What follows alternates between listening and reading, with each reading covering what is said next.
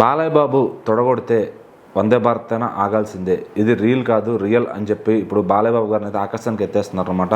ఏంటి ఈ వందే భారత్ స్టోరీ? అంటే వందే భారత్ రైళ్ళు అనేవి మనకు ఎంత ప్రాముఖ్యతను అందరికీ తెలిసిందే. అంటే వన్ ఆఫ్ ది ఫాస్టెస్ట్గా పోయే రైళ్ళు. సో మరి మన భారతదేశంలో రైలు సంస్థ అనేది ఎంత బాగా రోజు రోజుకి అభివృద్ధి చెందుతుందో, ఇంకా కూడా అభివృద్ధి పనులు జరుగుతూనే ఉన్నాయి. చాలా మటు కూడా జాబ్స్ కావచ్చు, లేకపోతే అందులో ప్రయాణించే వాళ్ళు కావచ్చు, రోజు రోజుకి పెరుగుతూ ఉన్నారు. ముఖ్యంగా ఇప్పుడు బస్ సౌకర్యం అనేది అందరికీ సౌకర్యవంతంగా ఉంటుంది. బట్ చాలామంది కూడా ప్రిఫర్ చేసేది ఏంటంటే రైలు వ్యవస్థ. ఎందుకంటే ఫాస్ట్గా వెళ్తుంది, అందులో ఎక్కువగా ప్రమాదాలు ఉండవు అని చెప్పేసి చాలామంది కూడా ఎక్కువ దూర ప్రయాణాలు చేయాలనుకుంటే రైల్లోనే వెళ్తూ ఉంటారు. సో ఇప్పుడు ఏంటంటే ఆంధ్రాలో మొత్తం ఇప్పుడు ప్రజెంట్ అయితే 7 వందే భారత్ రైళ్ళు వెళ్తూ ఉన్నాయి, వస్తూ ఉన్నాయి. సో ఇప్పుడు ఏంటంటే కొంతమంది ఇక్కడ హిందూపురంలో కూడా మాకు ఇక్కడ స్టేషన్ కావాలి వందే భారత్ ఆగడానికి. చాలా చోట్లలో ఆగుతుంది ఇప్పటికీ వందే భారత్ రైలు. కాకపోతే ఇంకా ఎక్కువ చోట్లలో ఆగాలి, ఇంకా మాకు స్టాప్స్ కావాలి అని చెప్పేసి చాలామంది కూడా అర్జీలు పెట్టుకున్నారు. సో అందులో ఒకటి హిందూపురం కూడా ఉంది. సో మరి అందరికీ తెలిసిందే హిందూపురం ఎమ్మెల్యే మన బాలకృష్ణ గారు. సో మరి ఆయన దగ్గరికి కూడా ఇలాంటి అర్జీలు వెళ్ళాయి అనమాట. సార్ మీరు తలుచుకుంటే దీన్ని సాధించగలుగుతారు, మీరు ట్రై చేయండి. ఎందుకంటే మనకు చాలా ఇంపార్టెంట్. మనకు హిందూపురం అనేది రోజు రోజుకి అభివృద్ధి చెందుతూ ఉంది. ఇక్కడ నుంచి చాలామంది కూడా రాకపోకలు సాగిస్తూ ఉన్నారు. వందే భారత్ రైలు ఇక్కడ నుంచే వెళ్తుంది కానీ ఇక్కడ ఆగట్లేదు, చాలామంది కూడా నిరాశ కలుగుతుంది అని చెప్పేసి వాళ్ళు అనుకున్నారు.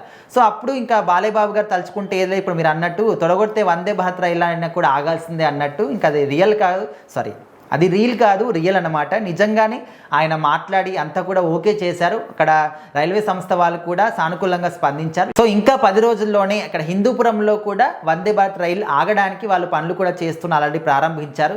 సో ఖచ్చితంగా ఇంకా బాలకృష్ణ గారు తలుచుకుంటే ఇంకా ఏదైనా కూడా చేయగలరు అనే ఒక నమ్మకం అనేది అక్కడ హిందూపురం ప్రజల్లో ఇప్పటికే చాలా బలంగా నాటిపోయింది అనమాట.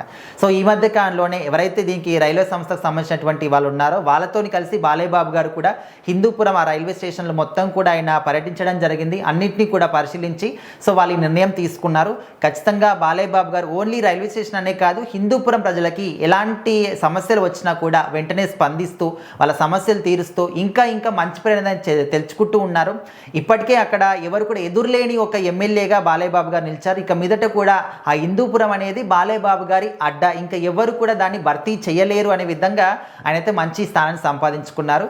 సో ఖచ్చితంగా ఇప్పుడైతే వందే భారత్ రైలు అనేవి ఇప్పుడు మనము హైదరాబాద్, తెలంగాణలో కావచ్చు, ఆంధ్రలో కావచ్చు, చాలామంది కూడా ఎన్ని రైళ్ళు ఉన్నా కూడా వందే భారత్ రైలు అనేవి ఎక్కువగా ఫాస్ట్గా వెళ్తాం, తొందరగా వెళ్తాం అని చెప్పి ప్రిఫర్ చేస్తున్నారు. కాబట్టి సో హిందూపురం ప్రజలకు కూడా ఇప్పుడు అది అందుబాటులోకి రాబోతుంది.